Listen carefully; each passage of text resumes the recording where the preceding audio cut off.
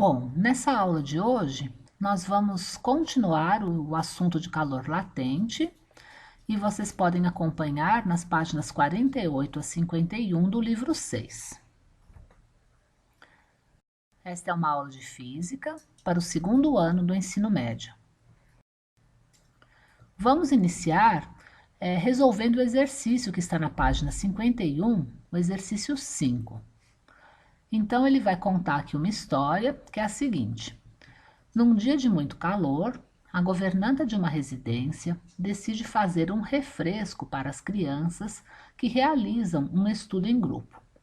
Contudo, ao abrir a geladeira, percebe que as garrafas de água estão todas vazias, restando no congelador apenas uma garrafa cujo conteúdo encontra-se inteiramente sob a forma de gelo. Resolve então deixar a garrafa exposta ao ambiente e aguardar um tempo até sua completa transformação em água. O gráfico a seguir ilustra essa mudança de fase. Então, a gente observando o gráfico, vemos que a temperatura inicial que a garrafa com água tinha era de menos 40 graus Celsius. E aí, essa temperatura foi aumentando. À medida em que uma certa quantidade de calor ia sendo fornecida, a gente observa também o valor da temperatura aumentando até atingir o número de zero, né? Então, a 0 graus Celsius, a gente observa que a temperatura se mantém constante, enquanto a quantidade de calor ali nas abscissas continua aumentando. Após um certo tempo ali, a gente observa novamente a temperatura voltando a aumentar. Aqui temos algumas informações. Ele diz aqui que o volume de água era de 1 litro. Fornece também o LF, que significa calor latente de fusão da água, 80 calorias por grama. Então, cada grama de água precisa receber 80 calorias para mudar de estado, né? Acontecer a fusão. E temos também o calor específico do gelo, meia caloria por grama grau Celsius. E para quando a água já ficou líquida, o calor específico é de 1 caloria por grama grau Celsius. Então, vamos às perguntas. Primeira, ele quer saber qual foi a quantidade de calor recebida em calorias pelo sistema durante a mudança de fase. Então, a mudança de fase ocorreu ali enquanto a temperatura se mantinha em 0 grau, né? E para calcular a quantidade de calor necessária para uma mudança de fase, nós precisamos multiplicar a massa da substância pelo calor latente da transformação, que no caso aqui foi uma fusão. Então, para o cálculo, nós vamos utilizar a informação aqui do LF, que é o calor latente de fusão da água, e ele diz que para cada grama de água fundir, né, para cada grama de gelo derreter, é necessário que a gente forneça 80 calorias.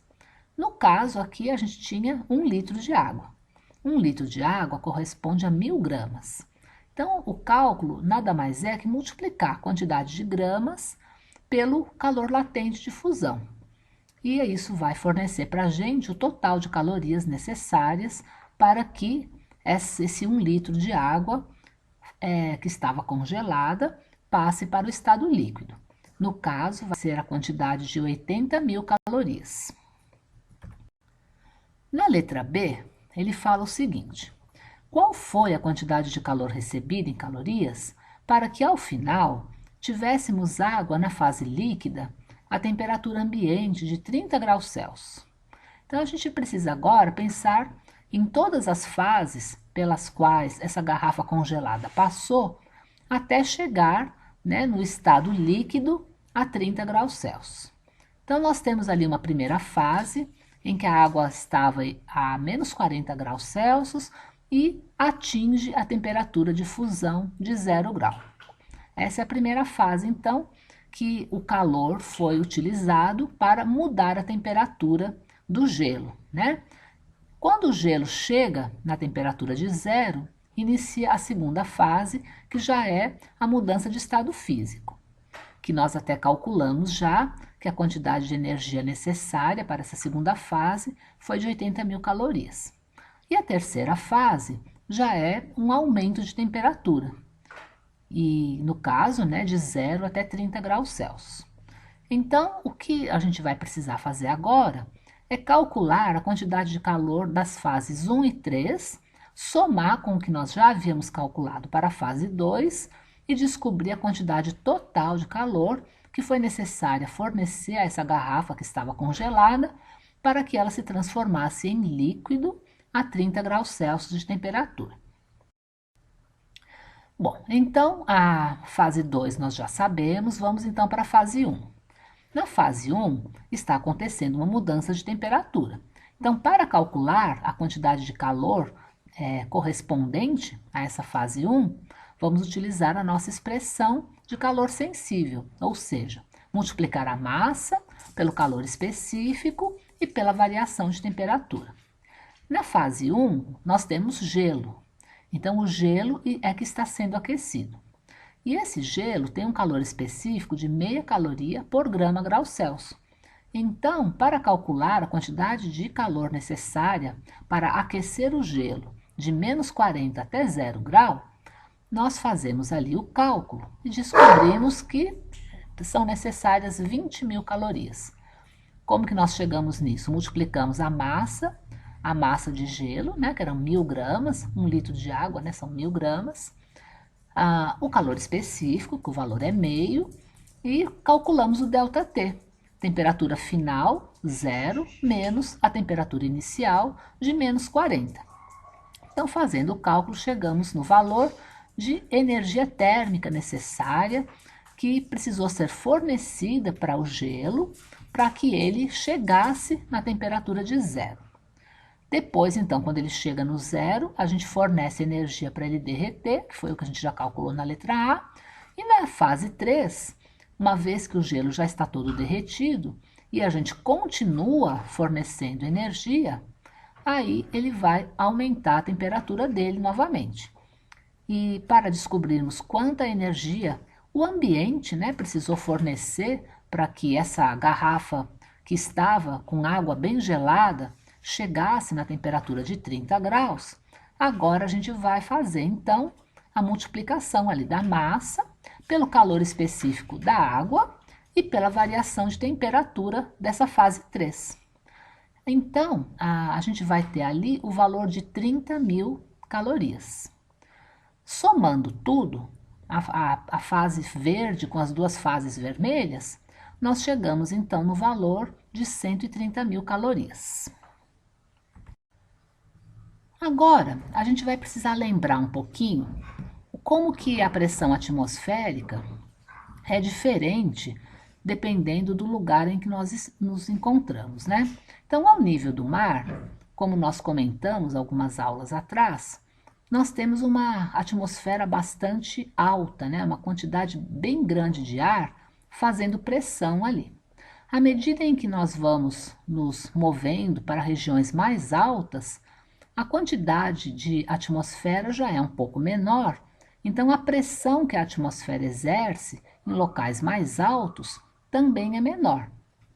E então a gente pode sentir essa diferença, né? Nós estamos acostumados a morar numa região que é um pouco mais alta que o nível do mar. Quando nós vamos à praia, nós percebemos um aumento de pressão.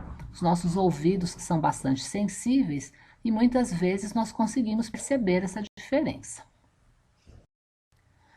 Bom, como nós vimos, né, já na aula anterior, tanto a pressão quanto a temperatura influenciam nas mudanças de estado.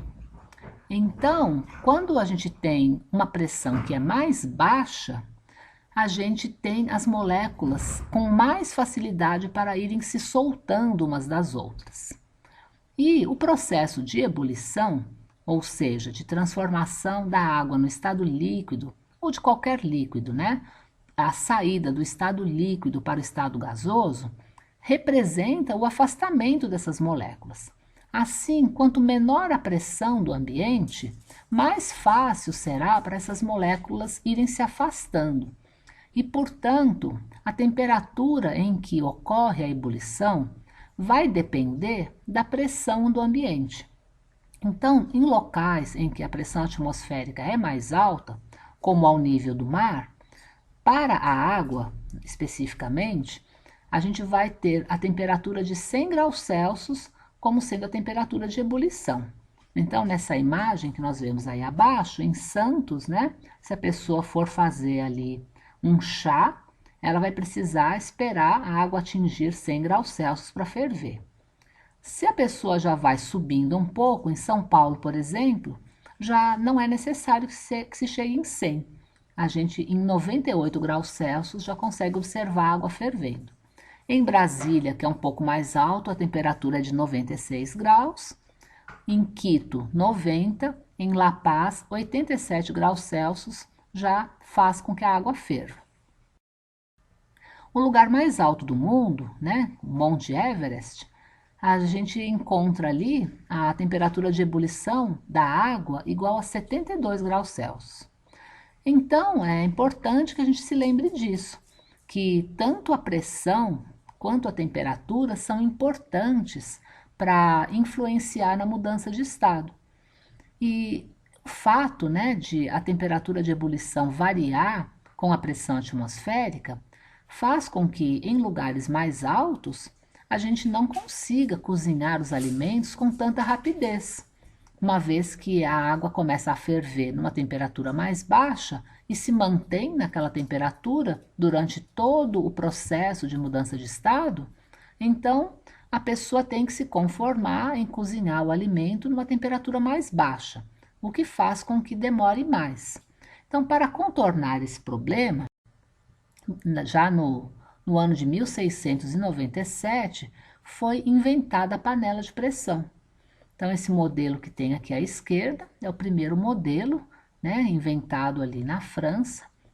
E então, isso facilitou bastante, porque as pessoas que moravam nesses locais podiam utilizar essa panela, aumentar a pressão do alimento ali enquanto estava sendo cozido, de forma que ele pudesse entrar em processo de ebulição numa temperatura mais alta.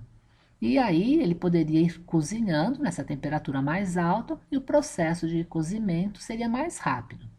As panelas que nós temos atualmente fazem uma pressão tal que a água muitas vezes entra em ebulição na temperatura de 110, 120 graus. E aí, por isso, ficando nessa temperatura mais alta, os alimentos cozinham mais rápido e aí a gente gasta menos tempo, então, nesse processo aí de cozimento. Agora nós vamos analisar esse diagrama, que é chamado de diagrama de fases, e esse especificamente é o diagrama de fases da água. Cada substância tem um diagrama de fases desse tipo. E o que ele mostra aqui são valores de pressão e temperatura característicos das fases sólido, líquido e vapor da substância. Então, aqui no caso da água, a gente pode observar que se a gente seguir aqui essa linha que mostra o 0 graus Celsius e for subindo por ela, a gente vai chegar, né, numa pressão aqui de 1 atm. Então, exatamente na temperatura de 0 e pressão igual a 1 atm, nós vamos nos encontrar nessa linha laranja. Essa linha laranja representa a transição do estado sólido para o estado líquido. Então, quando a água se encontra nessa temperatura e nessa pressão, né, 0 graus Celsius e 1 atm, ela está numa temperatura que é propícia para a mudança de sólido para líquido ou líquido para sólido. É uma temperatura e uma pressão que representam essa transição. Em pressões mais baixas, né, em valores de pressão um pouco menores que 1 atm, a gente não vai precisar atingir 0 grau para acontecer a mudança de estado, né? A gente vai encontrar essa mudança de estado numa temperatura um pouquinho maior, mas não é muita coisa maior, é só um pouco maior. Vamos olhar agora a temperatura de 100 graus Celsius. Então, nessa temperatura, se a gente for subindo ali, no um momento em que a pressão é de 1 atm, então para 1 atm de pressão e 100 graus Celsius de temperatura, a gente vai encontrar um ponto nessa linha um pouco esverdeada aqui da direita. E aí, essa linha representa a transição entre líquido e vapor. Então, nessa temperatura e nessa pressão, a gente vai encontrar a água um pouco em cada estado, né? Um pouco no líquido, um pouco no vapor. E tem um ponto aqui no meio, que é o que corresponde ao valor de temperatura de 0,01 graus Celsius e pressão de 0,006 atm. Então, nessa pressão bem baixinha, nessa temperatura de 0,01 grau, a gente vai encontrar, vai ter aqui o encontro, né, das três linhas. Então, a linha laranja, a verde, a azul vão se encontrar. Isso significa que nesse ponto a gente tem os três estados ao mesmo tempo. Esse é um único ponto, né, que corresponde aí a esses dois valores. E aí a gente teria a água tanto no estado sólido, quanto líquido e vapor. Então eu trouxe aqui esse GIF animado para a gente observar, né? Quando a gente coloca então a substância nas condições exatas de temperatura e pressão necessárias para observar o ponto tríplice, a gente vai conseguir, né, ao mesmo tempo, perceber a substância congelando, condensando e tudo ao mesmo tempo, né? Então, esse experimento é bem interessante porque ele foi filmado e a gente observa tanto o vapor de água virando líquido e escorrendo de volta ali, como também a substância ali congelando, tudo ao mesmo tempo. Então, esse ponto tríplice é um estado no qual as três fases, né, os três estados físicos da substância coexistem. Então, a água no ponto tríplice, como nós vimos ali naquele gráfico, que é o diagrama de fases, ela precisa estar na temperatura de 0,01 graus Celsius e na pressão de 0,006 atm. Todas as substâncias têm esse tipo de diagrama, né? Então, o gás carbônico, né, o CO2, por exemplo, tem também um diagrama parecido. Então, a gente observa aqui que no caso do gás carbônico, a temperatura que é necessária para que ele esteja no estado tríplice, no ponto tríplice, é a temperatura de menos 56,6 graus Celsius e a pressão de 5 atm. Então, agora nós vamos para o exercício da página 51, que é o exercício 6, e vamos ir resolvendo aqui juntos o que eles estão perguntando. Então, ele coloca aqui um diagrama. Esse diagrama é bem parecido com o que nós estávamos vendo ali, do gás carbônico.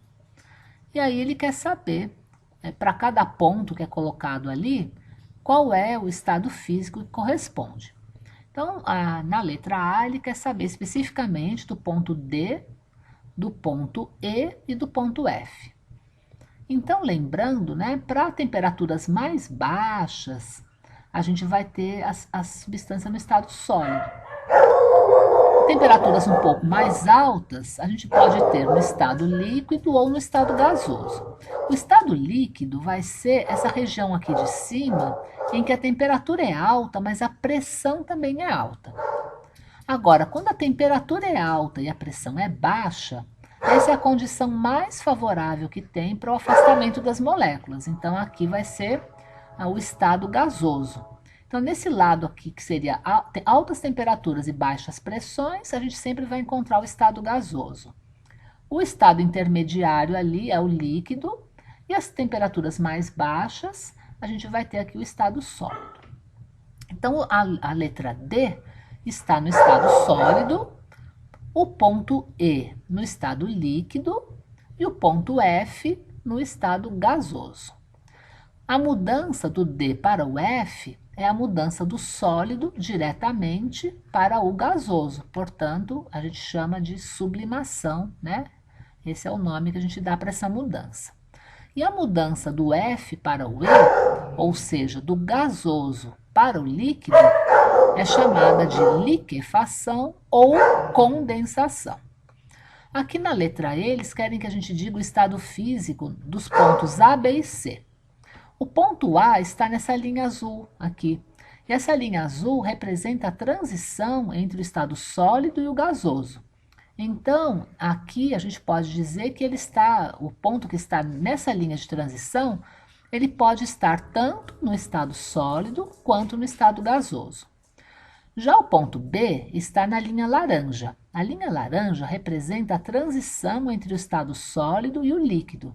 Então, um ponto, né, quando a gente tem essas condições de temperatura e pressão do ponto B, a substância poderia estar tanto no estado sólido quanto no estado líquido.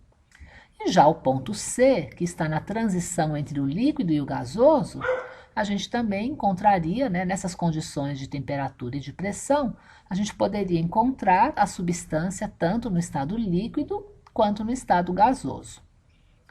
Aí no ponto G, é aquele ponto em que as três linhas se encontram, e aí é o famoso ponto tríplice, e nesse ponto nós poderemos encontrar essa substância nos três estados ao mesmo tempo. Agora, do ponto F, né, aumentando a pressão, né, subindo ali reto, aumentando a pressão, mantendo a temperatura constante, o que vai acontecer? A gente vai passar do estado gasoso para o estado líquido, né? Então, essa é a resposta da letra F aqui.